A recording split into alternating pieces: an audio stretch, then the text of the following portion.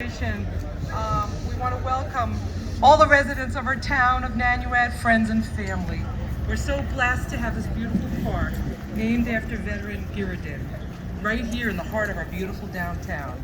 We're so grateful to be able to celebrate on Veterans today and hopefully always. I'd like to start off by introducing two special guest speakers, veteran Army Ranger and Clarkstown Police Officer Patrick Tobin. Pat is a former Army Ranger who was seriously injured in a training accident while jumping out of an airplane. Doctors told him he would never be able to physically complete the Ranger training. He will share his story with us today. Next is Colonel Ron Diz, 34 years of service with the U.S. Army and the Troop Program units. Retired New York City police officer, 18-month tour in Iraq, 9 months in East Africa, and 6 months in Bosnia. He will also share his story. And our very own Dominic Filippone, veteran sergeant in the U.S. Army, 10th Special Forces and past commander of the Norris Shank American Legion Post 794. He was instrumental in putting this together with me. So we'll start by presenting the colors of our Boy Scout Troop 233.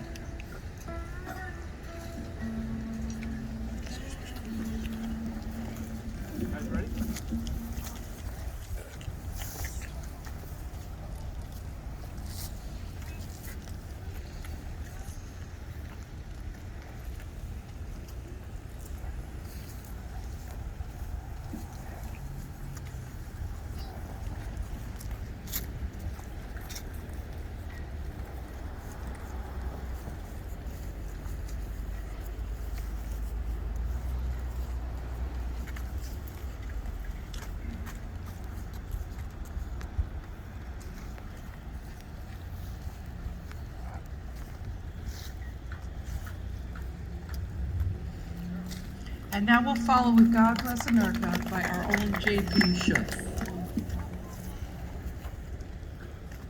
God bless America, land that I love. Stand beside her and guide her through the night with light from above. From the mountains to the prairies to the oceans white with foam. God bless America, my home, sweet home. God bless America, my home, sweet home.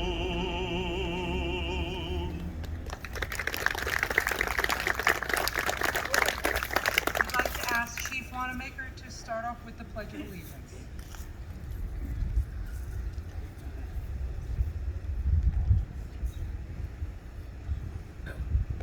I pledge allegiance to the flag of the United States of America and to the republic for which it stands, one nation, under God, indivisible, with liberty and justice for all. And now I'd like to ask J.P. to come up again and do the national anthem.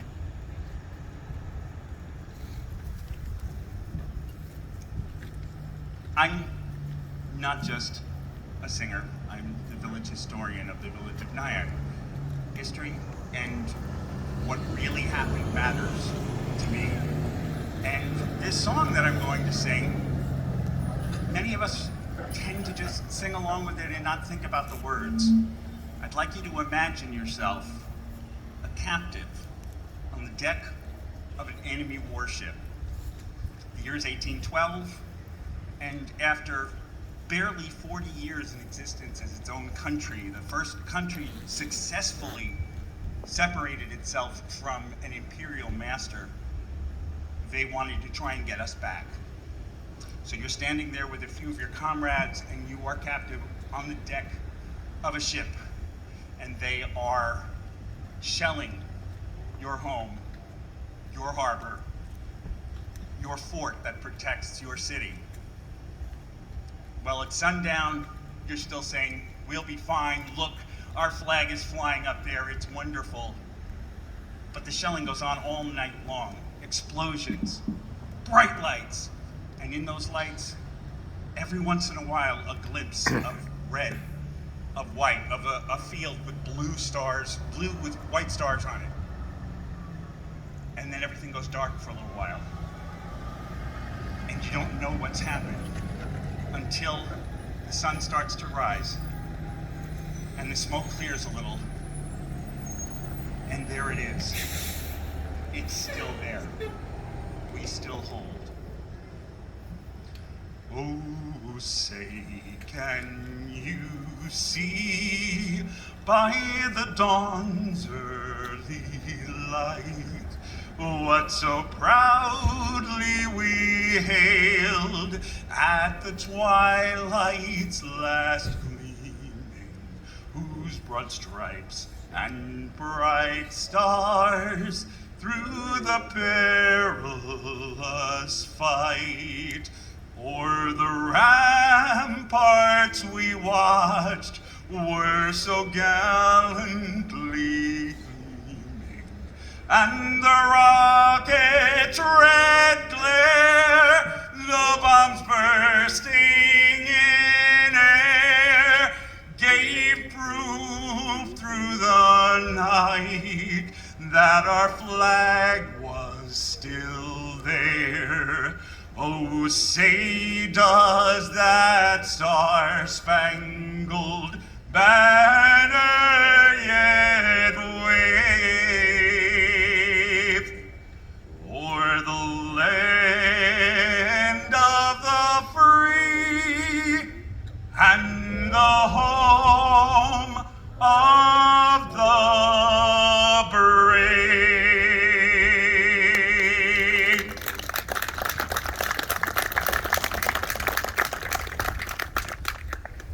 Thank you, JP, for not only the song, but giving us a history lesson. It's so meaningful. I'd like to start off with the first speaker, who's our Veteran Army Ranger, Pat Tobin, and he's going to speak about the meaning of Veterans Day and his experience as an Army Ranger. You can sit.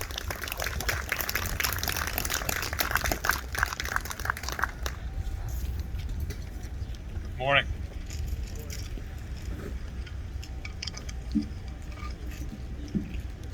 First, I want to say thank you for the invitation from Valerie and Pete Noonan. It's an honor to be here to be able to speak in front of you guys today. So I honestly had a difficult time figuring out what I wanted to say here this morning, because from day one at Charlie Company, 3rd Ranger Battalion at Fort Benning, Georgia, I was told to keep your mouth shut and be a quiet professional. You're not here for fame or a paycheck. Someone asks you what you do or where you've been, you better make something up. Do not wear your uniform out in public if you are on duty. Do not go seeking attention. If you want attention, we'll give it to you. Quiet professional. I heard it all the time, but it didn't make much sense. My interpretation was keep your mouth shut and your ears open so you can learn something.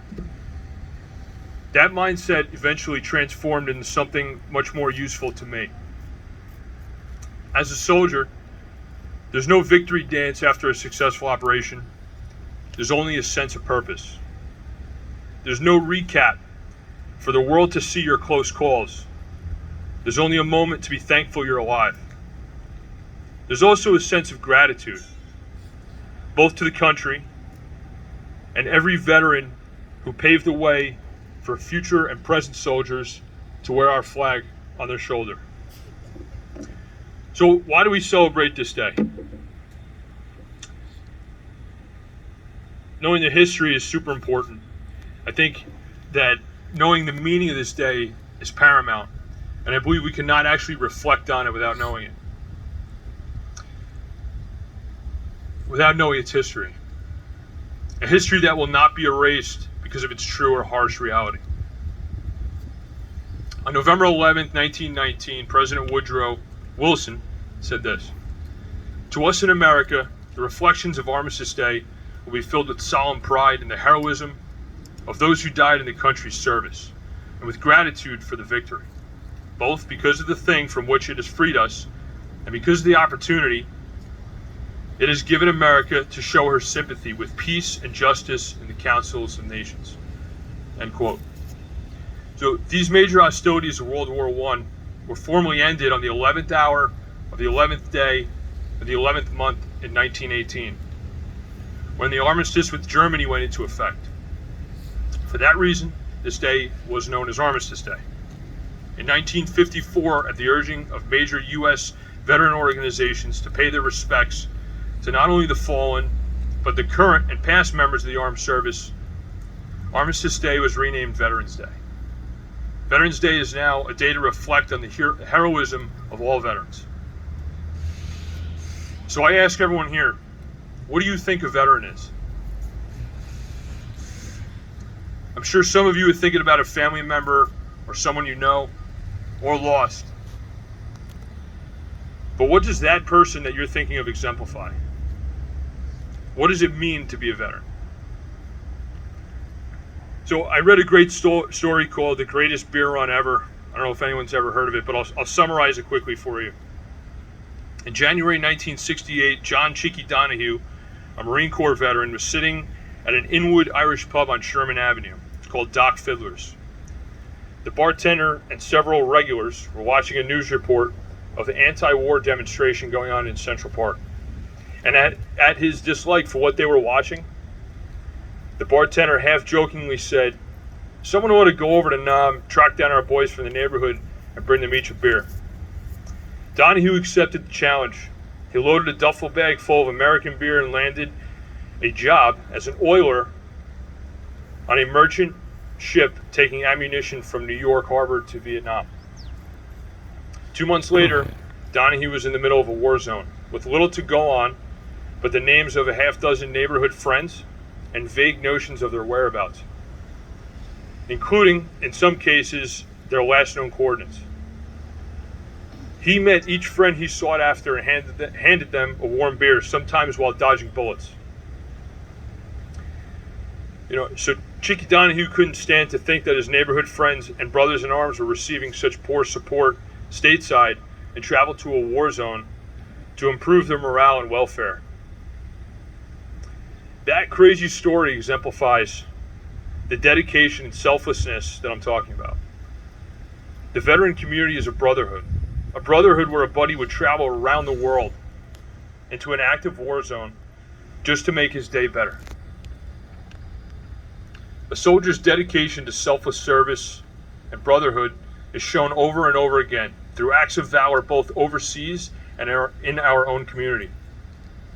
Unfortunately, not all of these stories are made into books, shown on the front page of a newspaper, or broadcasted on the news. But they are real. Stories like Leonard Miller, an 88-year-old Korean War veteran, saved a little girl from a vicious dog attack while minding his own business on his front steps. Or my personal friend, Corporal Benjamin Kopp, a fellow Ranger who fought to cover his squad mates from enemy fire in Afghanistan. Ben also saved the life of another person after his passing through an organ donation. And his heart still beats today in a family friend's chest. Any veteran out there, I thank you for your service. I owe you a debt of gratitude. Through your experiences, our military is able to develop and become stronger physically and mentally every single day. In a society where history is constantly being erased, I'm proud to know that your legacy is not forgotten. Men and women fought not for attention or recognition, or to have a day dedicated just for them. Not for the monetary gain or an easy day, but for the belief in the greater good. They are all quiet professionals. Thank you.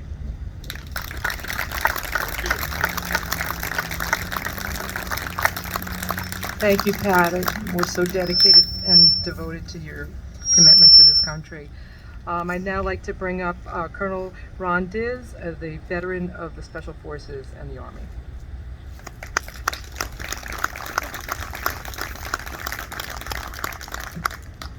Thank you very much for this opportunity to speak in front of a great group of Americans. My name is Ronnie Dees.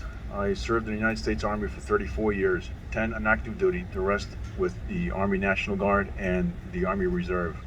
All of my time in combat deployments was with an activated Army reservist.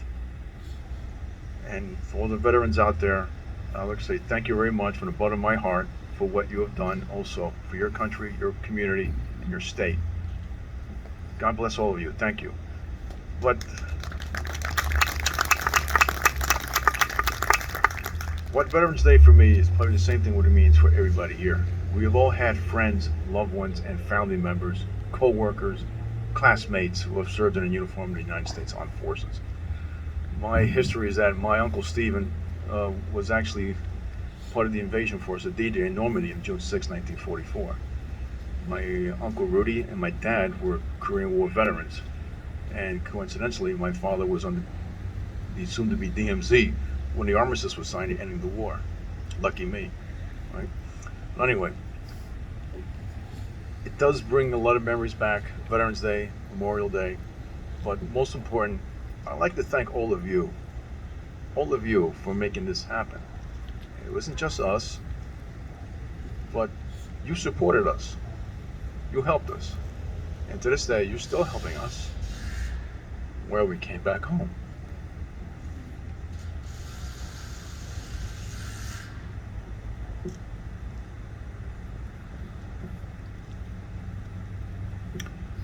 And for myself and my other friends, we will not be going through a lot and helping each other out if it wasn't for all of you who wanted to help us out. And it's working. Without getting into details, I thank all of you for being here and for helping your fellow veterans who came back from overseas. So it does mean a lot. We will continue to serve the United States of America, all of you. We will not turn our backs on you. But thank you very much for being here. And God bless all of you, and God bless America, and thanks God that we're still here, and thanks God that all of you are here as well. Be well. God bless.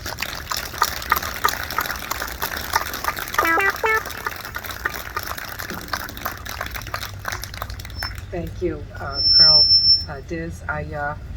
My father was also in the military. He's a veteran of the Navy and the Air Force, and it means a lot to me that we can speak about all the generations of our veterans. Now I'd like to ask Dominic Filippone to lay the wreath for our fallen soldiers.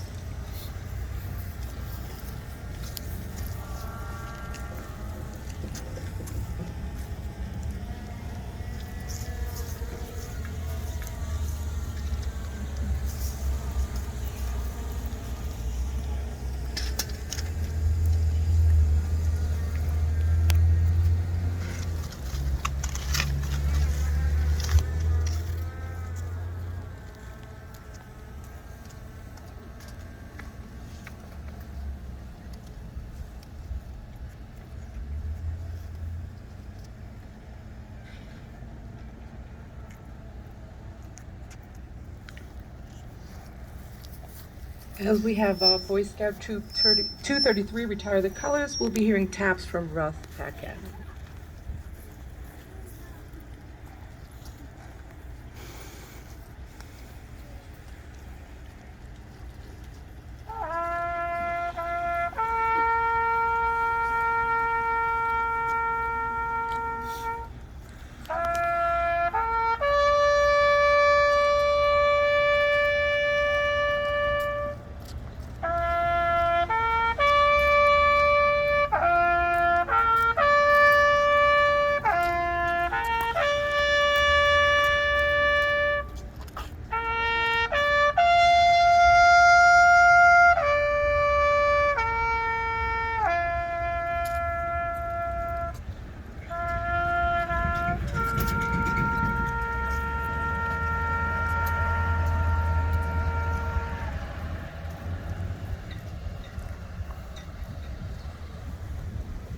Now I'd like to bring up Honorable George Holman, our supervisor, to do some reflections on what Veterans Day is today.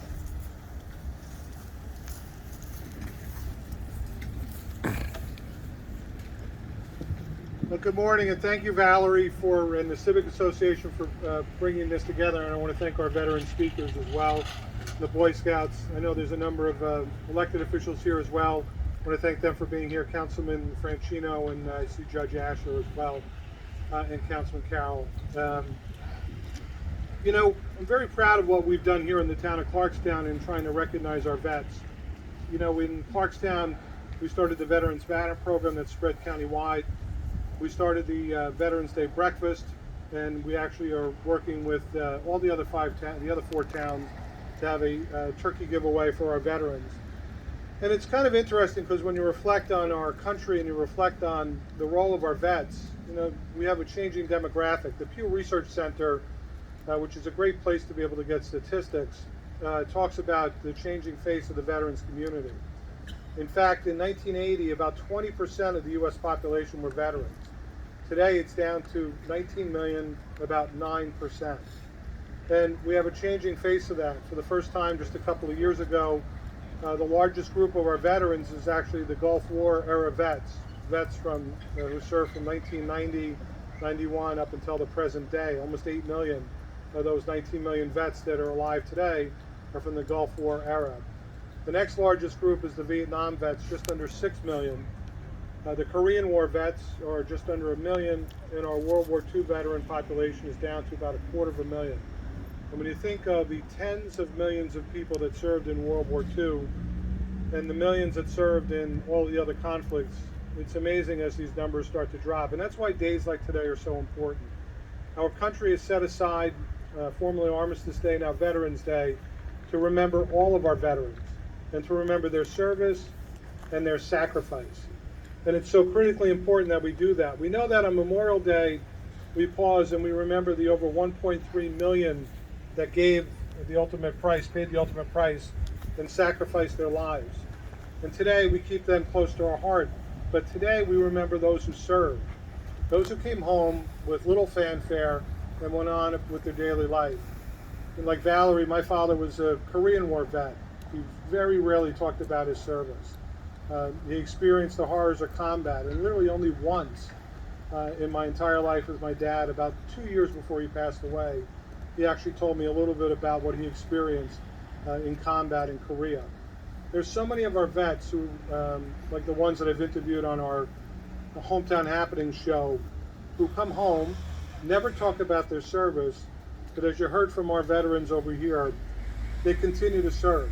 Folks like Jerry Donnellan, who gave a limb for this country, and they came home and started the Watchfires and started the Veterans Affairs Office in Rockland County, and served and literally saved the lives of hundreds of vets, giving them hope and a direction. And today, we honor folks like Jerry Donnellan, who's no longer with us. We honor the men that are standing here before you, some of the men and women that are out here. And we thank you for your service and your ongoing service, your example. Those 19 million vets in our country today that came home, made a life without a lot of fanfare, and really built our country and built our community.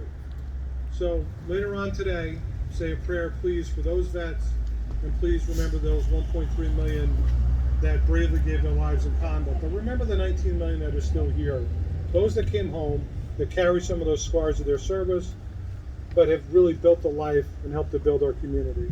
So thank you to Valerie and the Civic Association, the Boy Scouts, and all involved in putting together this service so that we can honor our vets. Thank you.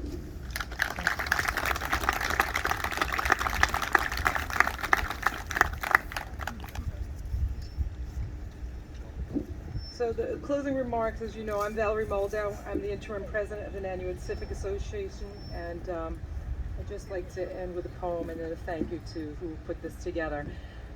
This poem is done by Joanna Fuchs. While we were here at home,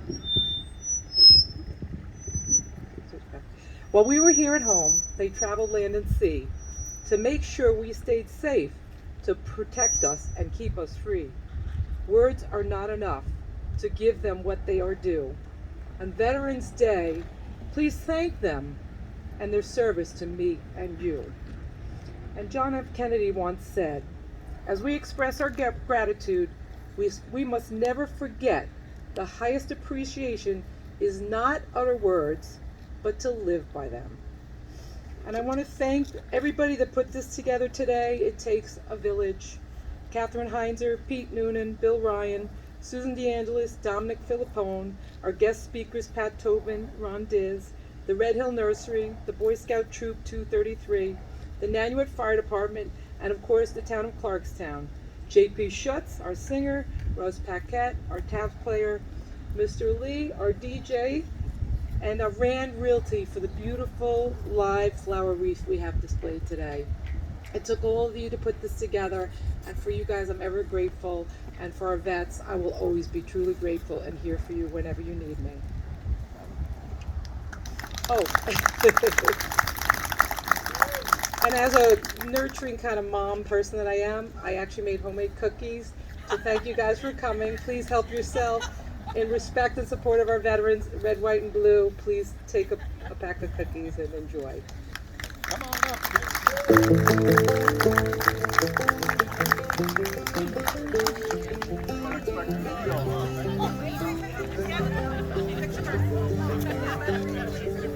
It's the goods and it's the glory. 100 stripes, 100 stories.